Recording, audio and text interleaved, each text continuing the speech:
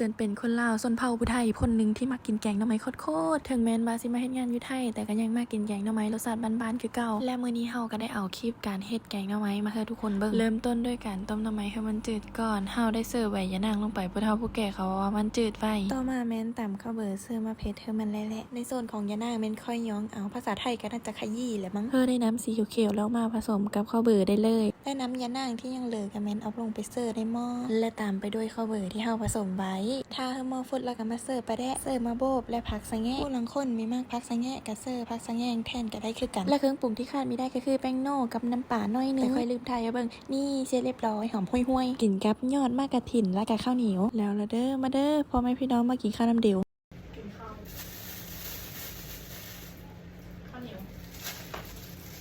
พอดีว่ามื้อนี้เฮาไม่ได้เฮ็ดอันนี้เฮาไม่ได้หุงข้าวก็เลยซื้อข้าวเหนียวมาเสียสละห่อละ5 บาทซื้อมา4 ห่อ